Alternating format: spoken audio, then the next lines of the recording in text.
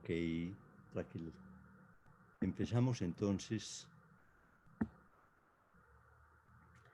Bueno, buenas tardes para todos. Quiero pensar que todos se encuentran bien y que a pesar de la pandemia, pues todavía estamos en pandemia, contrariamente a lo que algunos suponen. Hoy algunos comienzan a decir cuando estábamos en pandemia, confundiendo de esta manera el confinamiento con la pandemia. Y ahora que se ha normalizado un poco la vida cotidiana, infortunadamente no significa que la pandemia haya pasado. Espero pues que se encuentren todos bien y que esta situación no haya afectado a nadie de ustedes ni a los suyos. Quizás en otro momento podremos volver a retomar el tema de la pandemia, pero por ahora voy a plantearles algunas ideas de otro orden. O mejor, voy a tratar de continuar con la misma temática que estuvimos trabajando hace 15 días, con el propósito de intentar aprender un poco más en qué consiste el concepto de uno, en particular el concepto de uno en Lacan, aun cuando también el concepto de uno en otros pensadores a los cuales hemos hecho ya algunas referencias. En ese sentido, les hice llegar, y espero que todos la hayan recibido, la edición en PDF del libro en el cual está la conferencia de Heidegger que abordamos la vez pasada, junto con algunas observaciones sobre el tema del autismo, en particular a partir de la referencia al caso de Temple y Grandin. Hoy voy a volver a considerar casi que los mismos puntos, aun cuando quisiera tratar de hacer precisiones acerca de cada uno de ellos, con el propósito de especialmente de afinar ideas relativas a la concepción de Lacan del uno, concepto que, constato, se está convirtiendo en objeto de una polémica y de ciertas discusiones importantes, al menos en la AMP, pero quizás más allá de la AMP. Por tanto, me parece que situar el problema con relación al autismo, es decir, la relación entre el uno y el autismo, nos debe permitir avanzar en la comprensión del mismo y precisar inclusive en qué consiste la polémica que se está dando alrededor de este concepto. Pero volvamos un poquito a la noción o a la conferencia de Heidegger, a esa difícil conferencia de Heidegger, la cual espero que de todas maneras ustedes hayan tenido ocasión de alguna manera de leer. Sé que algunos de ustedes la han leído porque me escribieron, varios de ustedes, haciéndome una u otra pregunta, en las cuales, por ejemplo, anotaban sobre la dificultad de la conferencia y sobre las posibilidades de extraer diferentes aspectos que se hallan en relación a esto. Uno de los... de acuerdo. Estaba un poco... Espero que ahora el sonido haya mejorado. Gracias a la persona que que me indicó esto.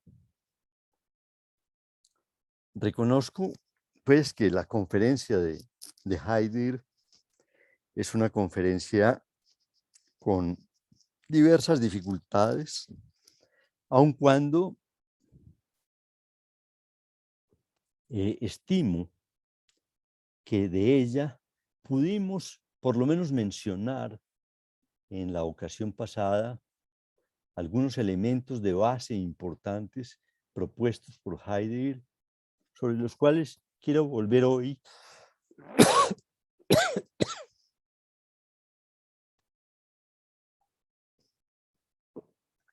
por cuanto me parece que nos permite afinar ideas con relación al concepto. En efecto, partamos de esta idea.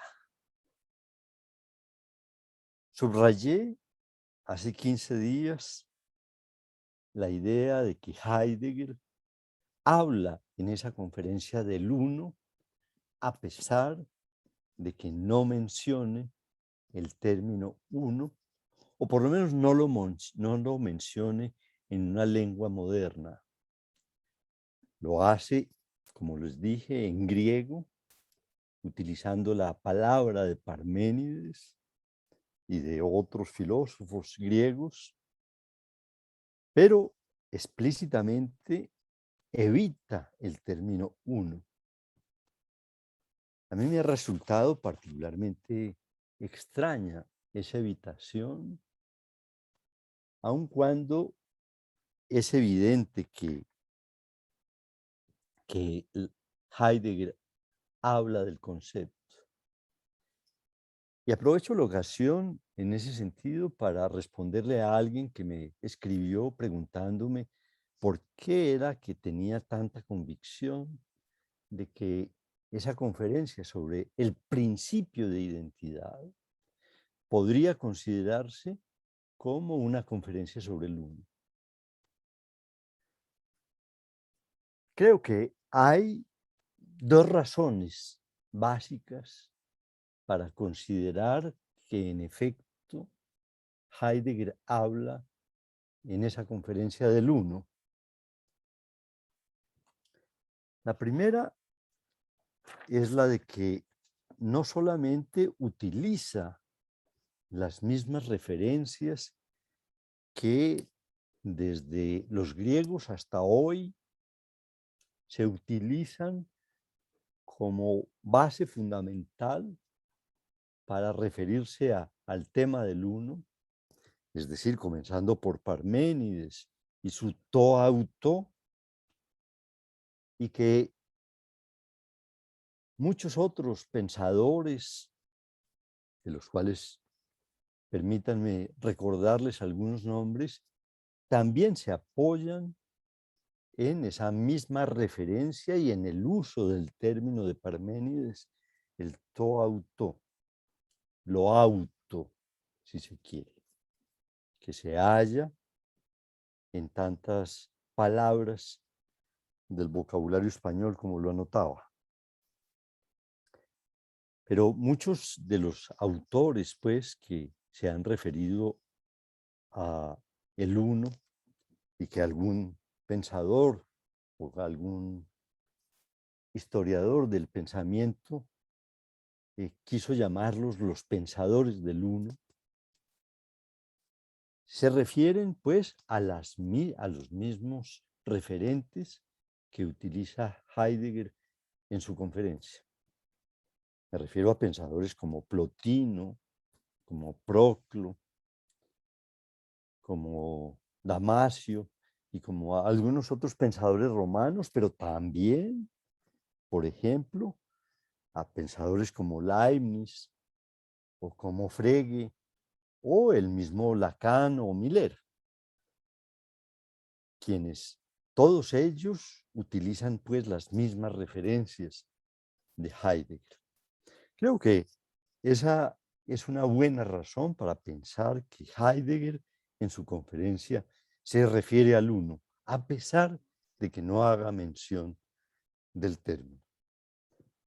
En segundo lugar, pues, creo que podemos, en ese orden de ideas, decir que la construcción que logra producir Heidegger en torno al término de Heidegger, de Parménides, es tal que, a mi juicio, resulta muy difícil considerar que no fuese el uno el problema. Subrayé en la ocasión anterior, y permítanme recordarlo, que cuando Heidegger se refiere al to-auto, también utiliza otros vocablos como el de unidad, por ejemplo, que ya es casi el término de uno, o utiliza el de lo mismo, o utiliza la mismidad, o utiliza el idéntico a sí mismo. Términos todos estos que podríamos considerar nos dan cuenta de uno u otro matiz que se halla en juego con relación al concepto de uno, y que Lacan prefirió llamar finalmente el uno solo, que es el término que ha, digamos, decantado muy específicamente Jacques-Alain Miller, y que ha decantado de todas las referencias que tiene, que tiene Lacan al problema, y con el cual inclusive retituló, como hemos dicho ya, su curso. Creo que el término uno solo destaca una propiedad particular del uno, que son los matices que Heidegger nos presenta en su conferencia, al subrayar pues ese carácter de ser idéntico a sí mismo, por ejemplo, y que constituye el núcleo de su reflexión sobre el problema del principio de identidad. Después, estos argumentos, los que me permitieron afirmar que la conferencia de Heidegger se refiere al uno, y a pesar de que haya sido, que yo sepa, una conferencia que no está citada por quienes se han referido al problema del uno después de que Heidegger la dictó, quizás justamente por el hecho de que no menciona el término de uno, vale la pena en ese sentido introducir la conferencia de Heidegger dentro de las referencias fundamentales que tendríamos sobre el problema del uno, así como algunas otras que alguna vez, por ejemplo, hemos estudiado, como es el caso de todas las proposiciones y contribuciones que hizo Frege al concepto de uno, y que le permitieron, por ejemplo, tanto a Lacan como a Jacques-Alain Miller hacer precisiones muy importantes con relación al uno. Así pues que he partido de esa base, es decir, de que el uno lo podríamos considerar como aquello que es lo mismo, como la mismidad, si se quiere, para situar algunos otros aspectos de la conferencia de Heidegger, uno en particular, que creo que merece la pena que volvamos a destacarla. Y que volvamos a destacarla por razones que espero que ustedes hallen justificadas que volvamos a este punto. Me refiero a la tesis que Heidegger expone de una manera un poco condensada, pero fuerte, y es el hecho de que el uno o si se quiere, el principio de identidad, o si se quiere, que exista lo mismo, que exista la mismidad, es una garantía para el conocimiento y que es una garantía fundamental para todo proceso de conocimiento. En ese sentido,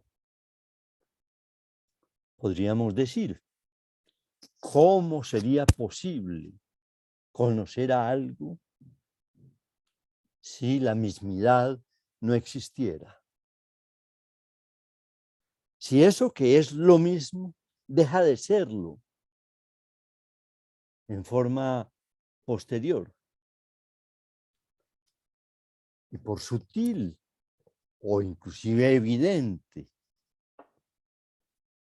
que parezca la afirmación de Heidegger, es una afirmación fundamental para comprender, digamos, la función del uno, que garantiza la posibilidad del conocimiento y de la investigación.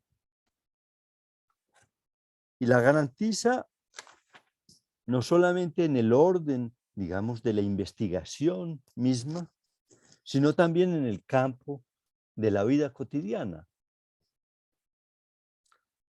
¿Cómo podríamos vincularnos con alguien, conocer a alguien, si ese alguien de repente, tanto en el plano físico como en el plano de su subjetividad, deja de ser él mismo de repente? ¿Cómo podríamos establecer un vínculo con alguien si ese alguien mañana es una persona completamente distinta? ¿Cómo podríamos relacionarnos, por ejemplo, con alguien que es, digamos, una mujer y al otro día se nos presenta y nos dice que es un hombre? Tendríamos que redefinir nuestros vínculos con ella o con él, puesto que ya no se trata del mismo. ¿O cómo podríamos relacionarnos con alguien que, hagamos la fantasía, ayer era joven y hoy es un viejo? ¿O cómo podríamos vincularnos con alguien que ayer, por ejemplo, era una persona de talla normal y de repente se nos presenta como un enano? Etcétera, etcétera, etcétera. Esto significa que se requiere de el uno en la cosa con la cual nos vinculamos para poderla conocer y establecer vínculos con ella. Y esto vale, digo bien, para el conocimiento y para la ciencia también. ¿Cómo podría un astrónomo investigar el Sol si el Sol, a pesar de sus mutaciones o de su agitado devenir, deja de ser de un día para otro propiamente el Sol, para convertirse, por ejemplo, en la Luna o para convertirse en Apolo o para convertirse en un escorpión? ¿Cómo podría un científico orientarse en su investigación si el uno de la cosa desaparece? Eso no significa que el uno de la cosa no admita mutaciones, evoluciones, pero es necesaria una cierta unidad esencial para que ella pueda ser estudiado. estudiada. Lo hemos estado presenciando de una manera fáctica y constante este mismo asunto, por ejemplo, en la pandemia, puesto que el virus de la COVID, es decir, el SARS-CoV-2, ese virus de la COVID puede sin duda alguna mutar, puede convertirse en algo más peligroso, pero para los científicos y quizás inclusive para todos nosotros, es necesario que sigamos considerando que estamos hablando de un virus. Pero cómo podría el científico orientarse si el virus deja de ser virus para convertirse, por ejemplo, en una bacteria, para convertirse en un hongo o en cualquier otra cosa? Y si deja de ser el uno del virus, podríamos decir que tendríamos que redefinir completamente el problema y volver a empezar con otro uno. Es decir, que la unidad, que la mismidad, que el uno es una garantía, es una condición para el conocimiento, como dice Heidegger. Si bien es una condición necesaria, desde luego que no es una condición suficiente, pero estamos pues ante una condición del conocimiento. Como ven pues, la conferencia de Heidegger nos aporta una muy valiosa precisión acerca del papel del uno en todos los campos, tanto en el campo del saber, en el campo de la ciencia, como en el campo de la relación con la vida, y que naturalmente afecta, sin que tal vez lo sepamos, nuestra vida de una manera más profunda de lo que suponemos. Ahora bien, esta tesis de Heidegger me hizo recordar una anotación que tiene Kant,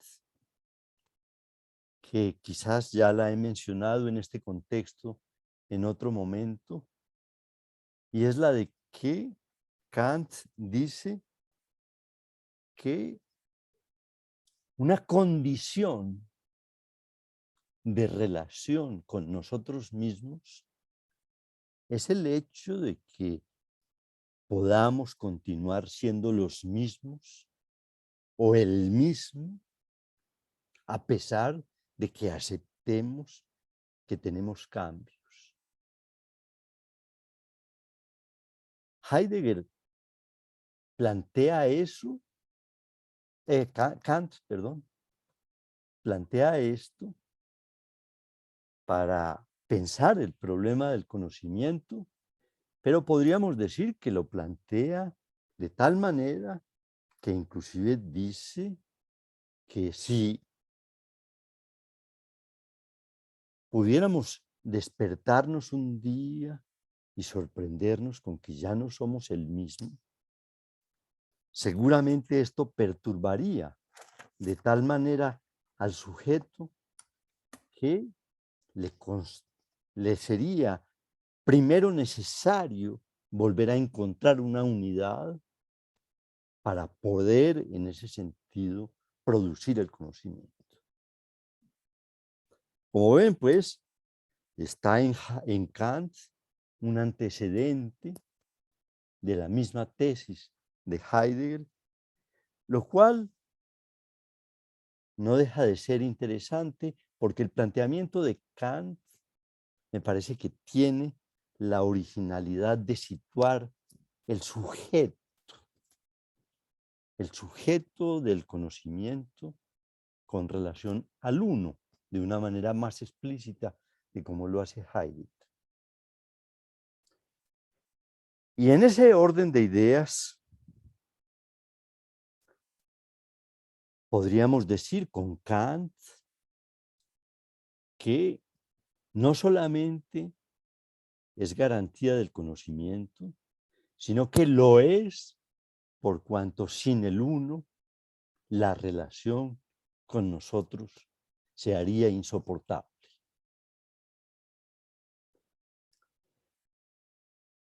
Y al decir esto, viene a mi memoria y seguramente ya está en la memoria de ustedes un relato de Kafka que todos hemos leído. Es un clásico ya de la literatura moderna y como tal todos lo hemos leído, porque los clásicos son, como decía Borges, no son aquellos que nos permiten o que tenemos para leer, sino para releer. La Metamorfosis, pues, es un clásico de la literatura moderna, el relato de Kafka, y permítanme recordarles algunas líneas básicas para quienes no las recuerden. Sabrán, pues, de que se trata de la historia de un hombre que un día, al despertarse, se encuentra convertido en un insecto monstruoso. Un insecto con un abdomen protuberante, un insecto lleno de patas por todas partes, con caparazón y con todas las características que tienen los insectos, por lo menos algunos insectos. Supónganse que eso les pasara a ustedes, que un día, por decirlo así, su uno desaparece y en su lugar aparece algo que lo sustituye. La fantasía de Kafka, no hay duda, nos permitiría múltiples consideraciones, como de hecho las ha permitido desde que apareció. Pero podríamos decir que en términos generales constituye un verdadero paradigma de lo que es el terror. Kafka, en una de sus cartas a una de sus amadas, mencionándole que escribe la Metamorfosis y dándole algunas ideas, le dice a Milena que escribe una historia que es para producir miedo, que es una historia que inclusive podríamos considerarla como una historia repugnante. Es curiosa esa palabra para calificar su relato, pero lo que me interesa subrayar es sobre todo que el mismo Kafka pensó en su relato a partir del concepto o de la idea de que produce miedo. Esto significa que cuando perdemos la unidad de algo, subrayo esa idea, no solamente de sí, sino de algo que tiene importancia para nosotros, cuando esa unidad se pierde,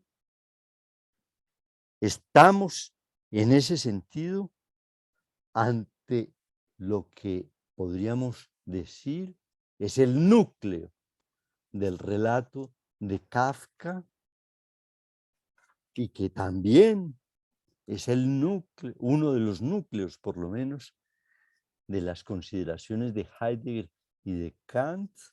Es decir, que el uno es condición de relación del sujeto consigo mismo y que si se pierde, lo que estamos es ante el terror.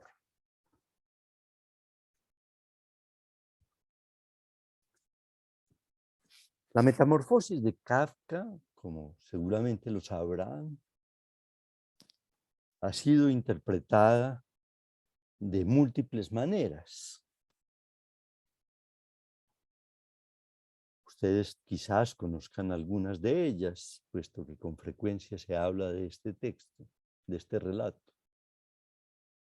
Por ejemplo, no deja de ser interesante que algunos piensen que la metamorfosis es una metáfora crítica a un rasgo fundamental de la modernidad, y es que la modernidad es esencialmente cambiante. No me parece impropio pensar el problema en ese sentido, aun cuando considero de que su núcleo es particularmente el que mencioné inicialmente. Si menciono esa posibilidad de interpretar la metamorfosis como el paradigma del terror, es por cuanto ello nos permite introducir una idea que al menos voy a mencionar, si bien es un tema de una gran complejidad y que ustedes seguramente conocen. Me refiero a lo que Freud denominó lo unheimlich, que es la forma en que Freud pensó el problema del terror, palabreja esta de unheimlich en alemán, que ha sido traducida al español como lo siniestro o como lo ominoso. Lo cual evidentemente constituye el fundamento del efecto que el relato de Heidegger produce en el lector. Lo repito entonces. Lo repito o lo planteo a manera de pregunta. Podría decirse entonces que lo unheimlich se produce cuando se produce la pérdida del uno.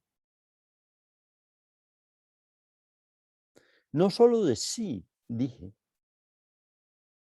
sino en general la pérdida del uno, de aquello con lo cual nos relacionamos.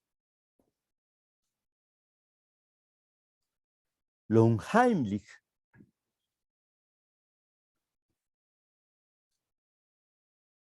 sabrán, ha sido un gran tema para los psicoanalistas, también para Lacan, quien para estudiar un fenómeno fundamental de la vida humana tomó el problema que Freud plantea en su texto sobre el unheimlich, sobre lo ominoso, sobre lo siniestro, como también se le traduce, como modelo para poder entender qué es la angustia. Y en ese sentido podríamos, por lo tanto, decir, si es que la angustia se produce cuando el sujeto presiente o siente la pérdida del uno de sí o del uno de cualquier otra cosa. Las observaciones de Lacan en ese sentido van en esa dirección, y a pesar de que fueron hechas en su primera enseñanza, especialmente, ya se puede presentir en las consideraciones sobre el Unheimlich la construcción del uno. Pero dije, pues, que no solamente se trata de perder el uno de sí, sino en general de cualquier otra cosa.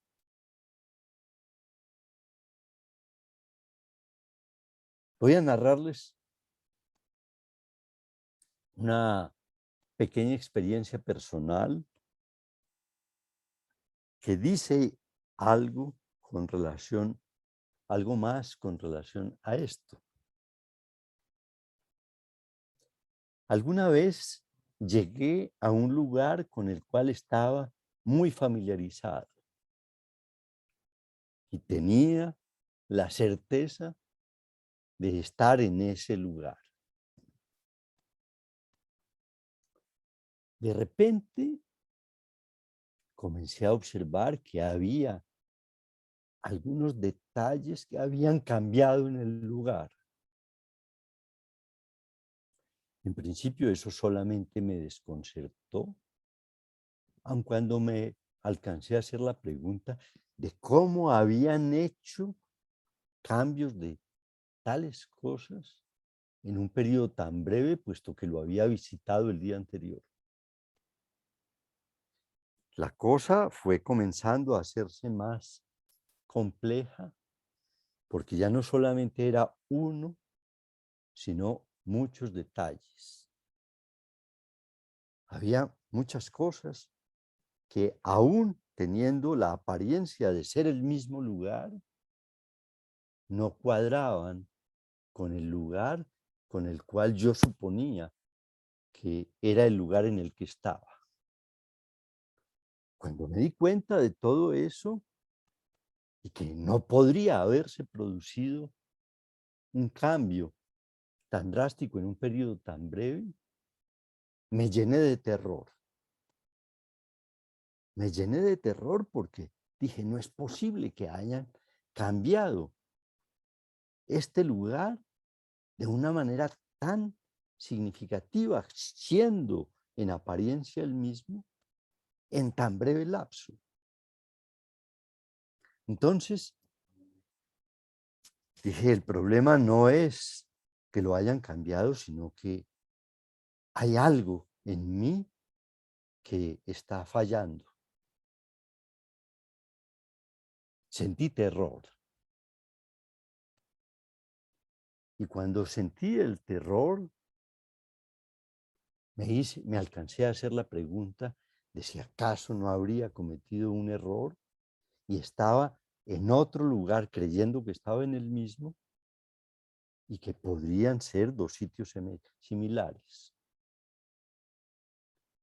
En ese sentido, pues, esa interpretación me permitió bajar mi angustia y me di cuenta de que el que estaba errado era yo, que se trataba de un lugar distinto a aquel en el cual yo tenía la certeza de estar. Digo esto por cuanto ustedes ven el valor que tiene la interpretación del mundo, interpretación que se da en función de la construcción de un nuevo uno. Y que esa interpretación permite en ese sentido restituir la relación del sujeto con el mundo. Estamos pues ante una problemática que, como ven, es una problemática llena de significaciones, de resonancias, de posibilidades. y que nos permite, pues, hacer algunas consideraciones. Hablando de esto con alguien cercano, le decía que, por ejemplo, ¿qué pasaría si algún día llegáramos a la casa y en el momento de entrar,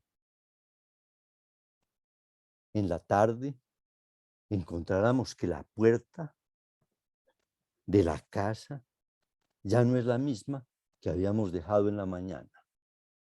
Supongamos que ya no es una puerta de madera, sino que ahora es una puerta metálica. Y que a pesar de que la chapa funcione,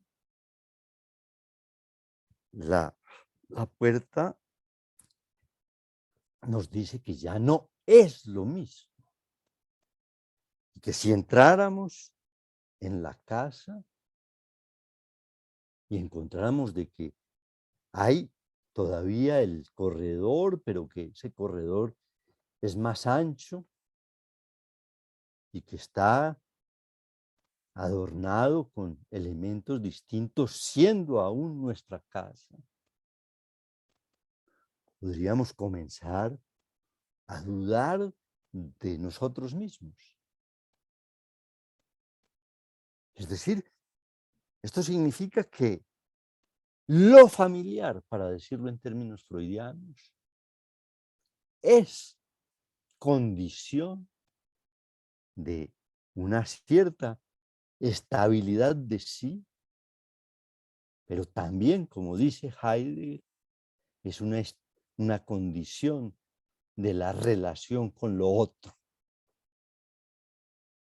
Tenemos aquí, pues, un núcleo de asuntos que nos pueden llevar muy lejos y que nos permiten por lo menos decir que, por ejemplo, la pérdida del uno, en principio, nos produce angustia,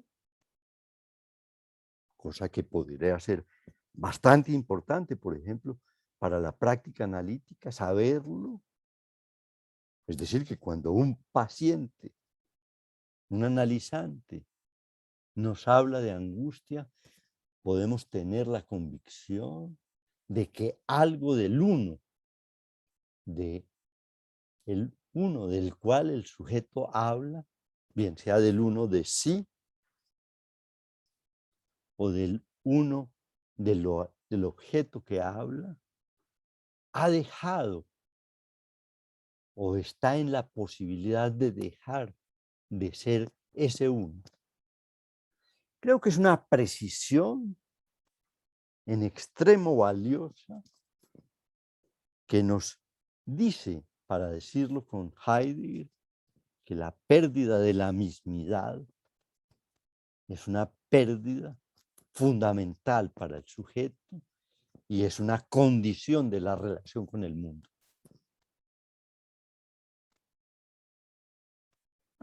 Esto significaría, por ejemplo, que entonces, lo repito, la forma en que Freud habla del uno, podríamos decir que es la de lo familiar, en la medida en que un Heimlich significa la pérdida de lo familiar, que es lo siniestro y que es el gran hallazgo de Freud, como quizás todos ustedes lo saben. Dotados así de estas ideas con relación al concepto del uno, permítanme pasar a el territorio que comenzamos a explorar la vez pasada, o sea, el de la relación del uno con el autismo.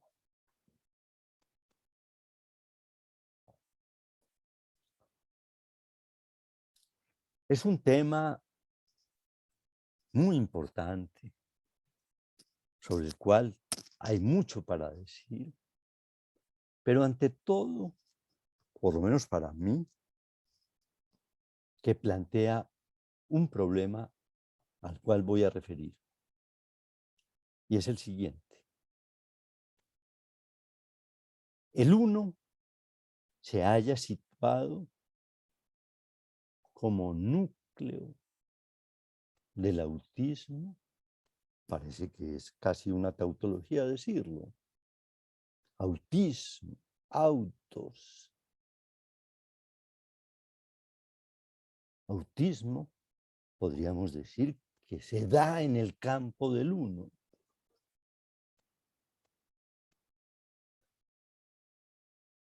Nos podríamos hacer la pregunta si la problemática autista discurre en el campo del lenguaje o no.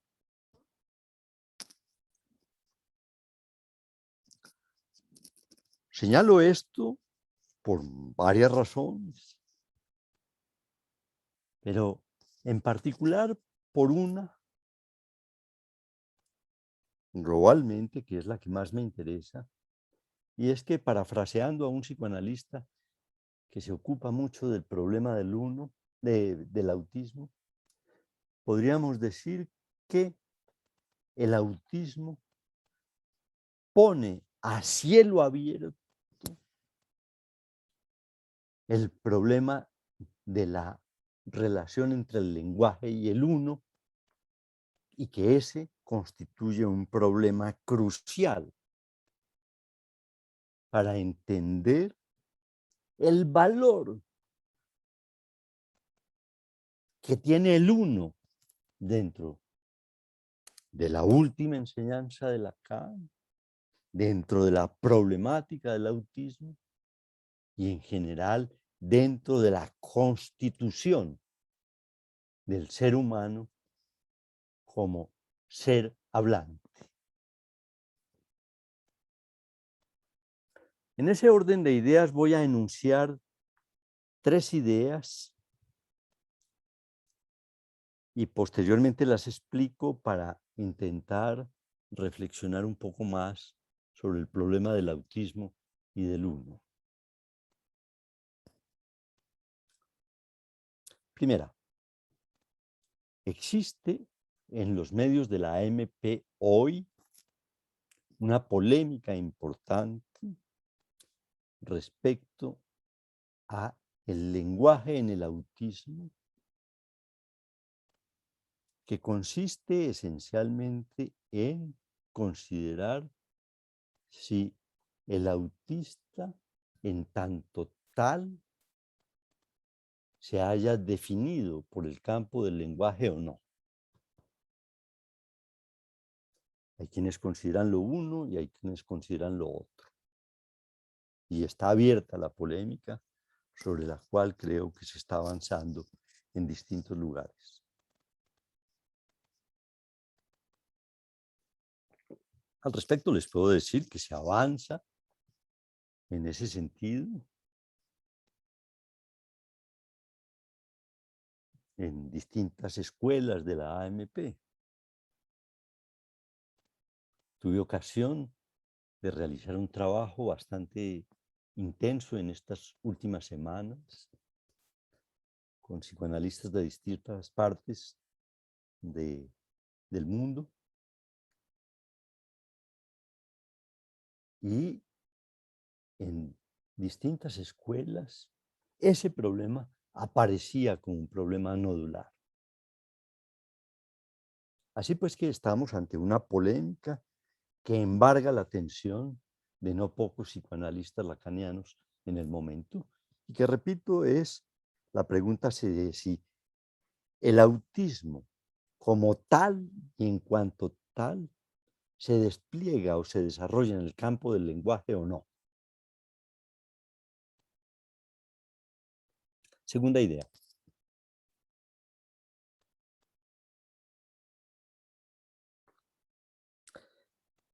Ese campo en el cual se despliega el autismo ha sido definido por distintos autores como un campo que está entre dos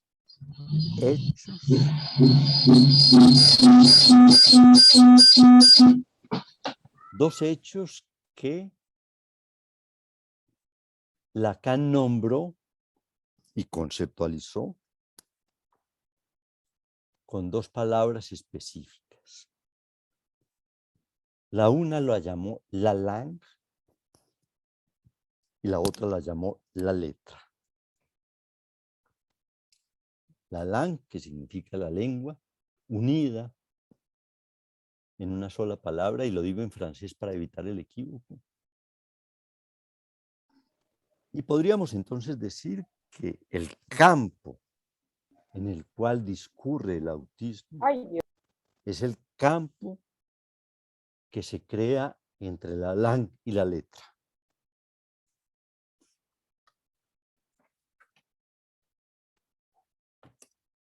Por lo tanto, podríamos preguntarnos, decir que eso permite ubicar mejor la pregunta, porque la pregunta que está en discusión se puede formular ahora en términos de si ese campo que se crea entre la langue y la letra es lenguaje o no.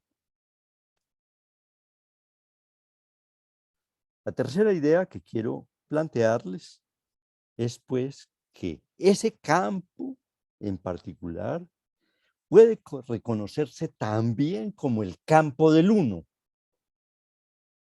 Tal vez el uno fundamental del sujeto, que el autismo, lo repito, permite verlo a cielo abierto. Voy a tratar de explicar, pues, esas tres proposiciones, la de la polémica, la del campo entre la lengua, o entre la langue y la letra, y la de ese campo como el campo del uno a cielo abierto. Comenzaré por la polémica, la cual no sé si se desarrolla igualmente en otros espacios distintos a los de la AMP.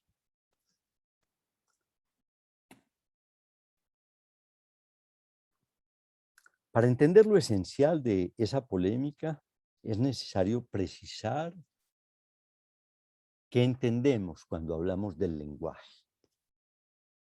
¿Qué decimos cuando usamos la palabra el lenguaje?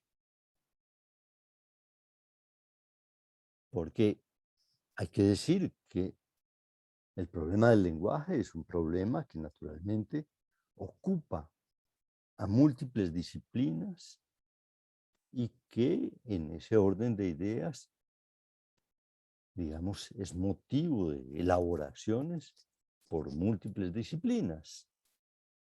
Así, por ejemplo, sabrán ustedes que, por ejemplo, desde luego la lingüística la hace o lo hace el lenguaje en su objeto de estudio. Pero no solamente, digamos, se habla del lenguaje en lingüística, sino que hay muchos otros espacios en los cuales se habla del lenguaje. Pero si cito en primer lugar a la lingüística es porque la lingüística, para hablar del lenguaje, privilegia una función. Esa función es la que llamamos la función comunicativa. Y podríamos decir que para la lingüística hay lenguaje cuando hay dos, no cuando hay uno. En la medida en que la función comunicativa implica que al menos se comparta con otro o con otros un sentido y un vínculo que permita intercambiar vínculos, afectos, mensajes, información, etc. Y que todo eso es lo que de una u otra manera haría al lenguaje. Para decirlo sumariamente, para la lingüística, pues, hay lenguaje cuando hay dos y no cuando hay uno. Lo cual se puede decir que el fundamento del lenguaje para la lingüística es la comunicación.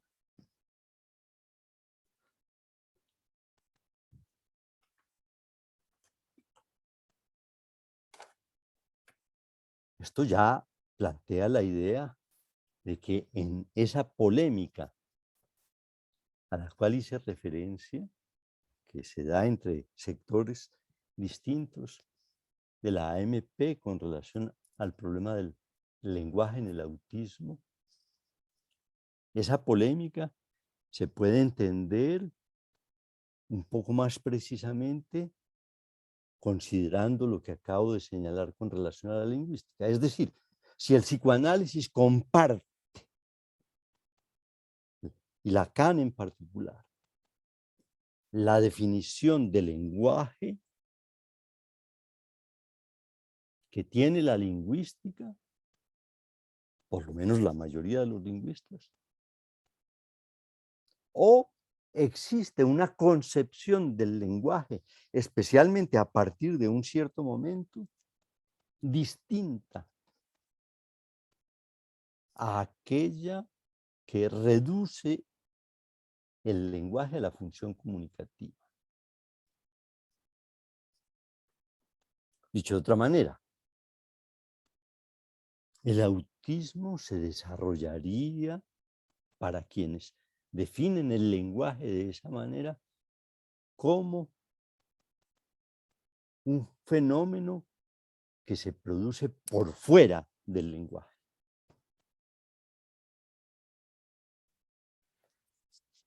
Tal vez ustedes puedan suponer de qué lado me sitúo en esa polémica. Y lo hago explícito. Y es que considero que cuando se habla del uno, también se habla del lenguaje. Es decir, que, según mi interpretación, especialmente de las tesis de Lacan, a partir de su hay uno, il y a de là, a partir de eso, Lacan también está hablando del lenguaje. Lo cual equivale a decir, si consideramos el curso de Miller del uno solo, o consideramos las tesis de Lacan del seminario 19, que hay lenguaje en lo real del uno. Es todo un tema y por eso es objeto en este momento de una discusión y de una polémica, por cuanto hay una forma de entender el asunto como si en Lacan solamente hubiera lenguaje cuando se habla del significante ligado con otro significante. Es decir, cuando hay dos.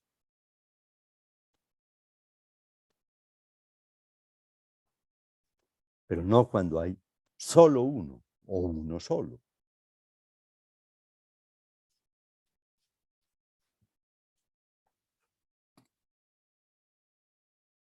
Como ven ustedes, estamos ante un asunto que, en general, en lo relativo a los estudios sobre el niño, pero muy en particular con relación a los estudios sobre los niños autistas, podríamos decir que estamos situados en un campo que, permítanme utilizar la palabra, la psicología ha llamado lo preverbal, que es aquello que permitió nombrar al niño como el infans. Sabrán ustedes pues que infans quiere decir que no tiene palabras.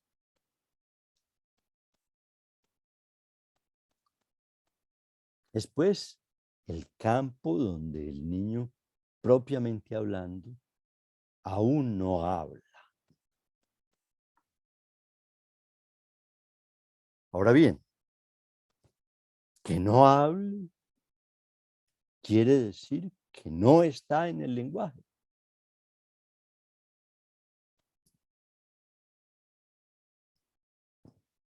Menciono un solo hecho que es necesario tener en cuenta en este contexto,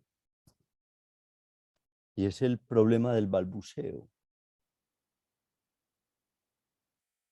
Y para decirlo brevemente, podríamos preguntarnos si el balbuceo pertenece o no al campo del lenguaje. Es decir, si el balbuceo habla de la impronta que tiene el lenguaje en la estructuración del sujeto. Si se trata el balbuceo de una anécdota más o menos graciosa y amable con relación a la vida de los niños, o se habla de un fenómeno fundamental. ¿El balbuceo es ya lenguaje o no? En el cual, en el balbuceo, es posible reconocer en forma clara y categórica que no se trataría de una actividad con propósitos de comunicación. Y pueden ver entonces ustedes que puede considerarse que el problema del lenguaje en los niños plantea pues algo que tiene que ver con nuestra concepción de fenómenos, como si el balbuceo es un mero automatismo que producen los niños o es una forma en que el niño revela la impronta del lenguaje. Ahora, hay que decir que esa concepción que cité de la lingüística con relación al lenguaje no es solamente una concepción que la tenga la lingüística, sino que también es una concepción que comparten la ciencia, la biología, por ejemplo, y las ciencias de la computación, la fisiología y otras disciplinas. Sabrán ustedes, por ejemplo, que se habla del lenguaje de las abejas. Y se habla porque las abejas se comunican y se transmiten información entre sí. O se habla de lenguaje, por ejemplo, en las ciencias de la computación, porque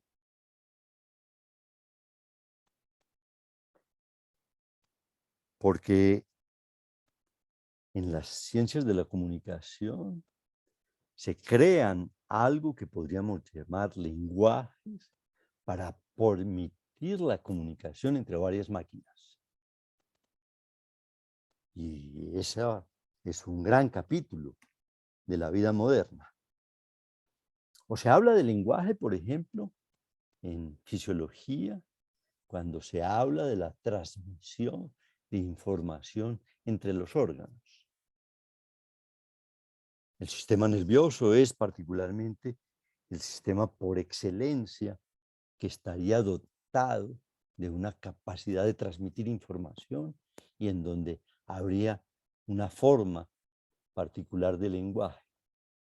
Y ya esto vale la pena que lo tengamos en cuenta porque mencioné que hablamos, por ejemplo, del lenguaje en lo real.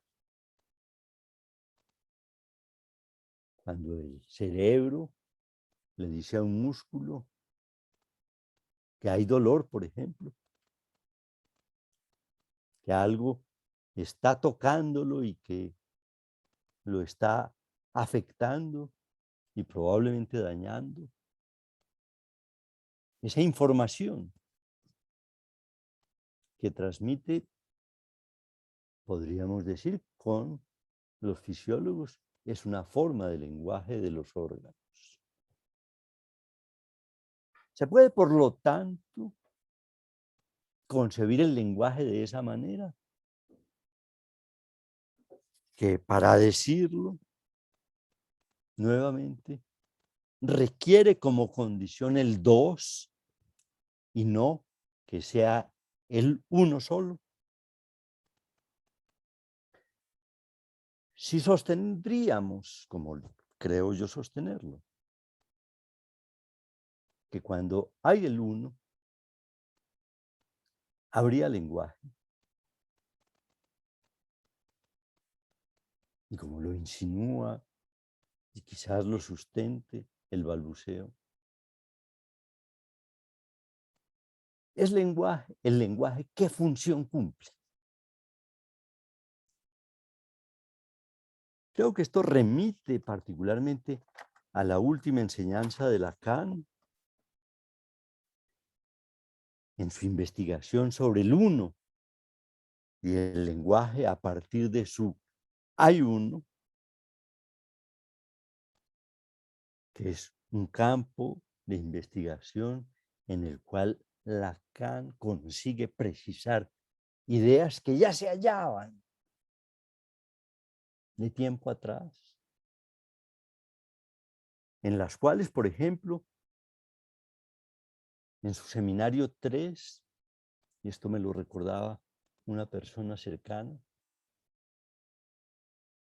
en su seminario 3 hay páginas completas en las cuales se habla de que el significante, por definición, no significa nada. Podríamos decir, es el uno solo.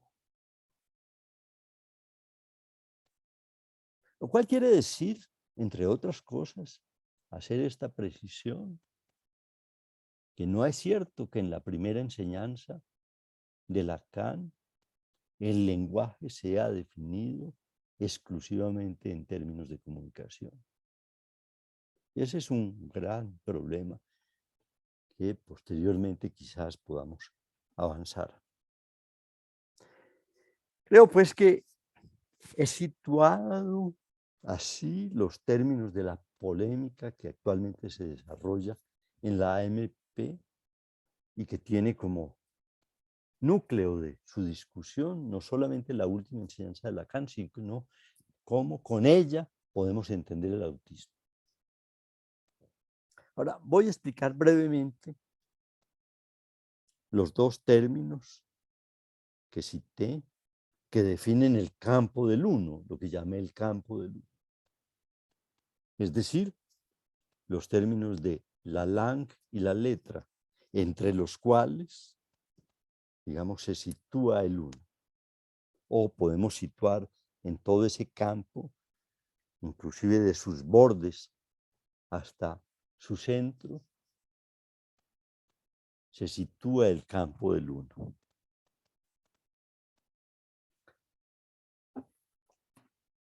Lacan propuso una definición de la langue que ya hemos mencionado aquí y que ustedes, por tanto, conocen. La langue es el enjambre de los S1, pero es un enjambre de S1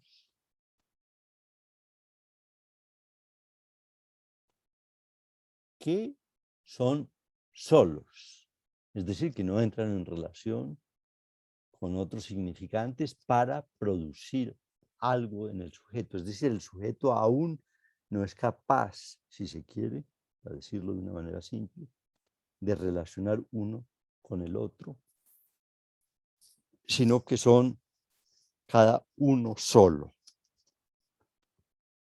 Si dice enjambre, es por cuanto, digamos en francés, como lo he dicho ya en otras oportunidades, la palabra para decir enjambre es essaim, ese uno. Entonces hay un juego de palabras que es útil porque efectivamente nos dice que, por ejemplo, ya el niño, antes de acceder al 2, está poblado de ese unos. Y que la tarea que se viene es comenzar a producir enlaces. Les puedo decir que me sorprendió muchísimo encontrarme recientemente con una niña pequeña, ver la velocidad con la cual aprende el inglés. Es como si cuando se está en el campo del uno, inmerso radicalmente en el campo del uno, pero ya se comienza a pasar al campo del 2, la posibilidad de aprendizaje, digamos, de las lenguas es múltiple, como sucede en general en los niños o aún en los jóvenes. Esta observación podría llevarnos muy lejos, inclusive hasta pensar sobre el problema del aprendizaje de las lenguas, pero nos precisa muy bien, pues, que estamos en un campo con consecuencias fundamentales para la vida de un sujeto. Tenemos pues que el uno es eso, un conjunto, perdón, la langue es eso, un conjunto de ese unos solos, el cual nos lo caracteriza muy bien el balbuceo, repito. Ahora bien, cuando es extraído un S1 y ese S1 marca el cuerpo, hablamos de la letra, en términos de Lacan. Marca el cuerpo. Hablamos de la letra. Es decir, que hay un momento en el que algo produce esos significantes solo en el cuerpo y deja en ese sentido su impronta desde la langue para convertirse en letra.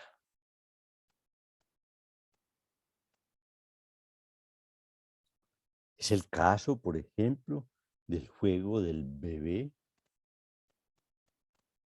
con el la.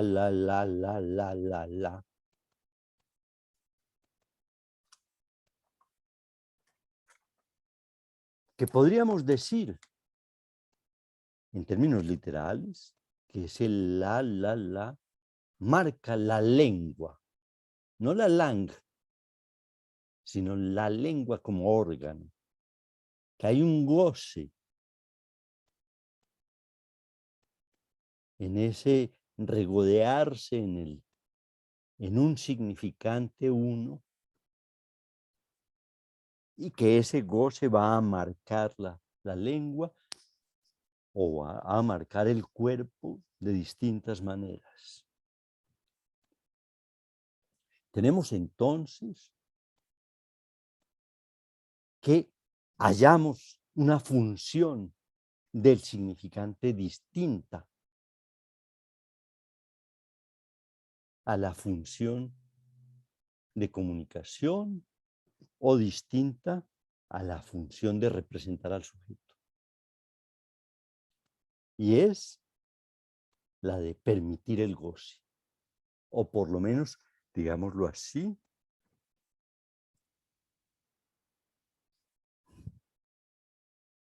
situar el goce.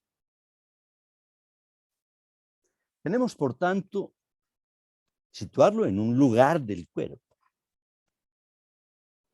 Tenemos así, pues, dos tiempos, o dos hechos que definen ese espacio y que, como ven, lo caracterizamos por la presencia del uno y que ese espacio se halla entre la langa y la letra, lo cual creo que mínimamente espero que haya quedado claro. Y que es un asunto que se da particularmente, pues, como campo, decimos, donde se produce el autismo. Recojo en ese sentido la expresión de Heidegger de su conferencia, de que habría, pues, una mutua pertenencia entre el uno y el autismo, que creo que con lo dicho se puede ver claramente, lo cual me permite referirme a la tercera idea, es decir, que el uno en ese campo y especialmente en el autismo se manifiesta a cielo abierto.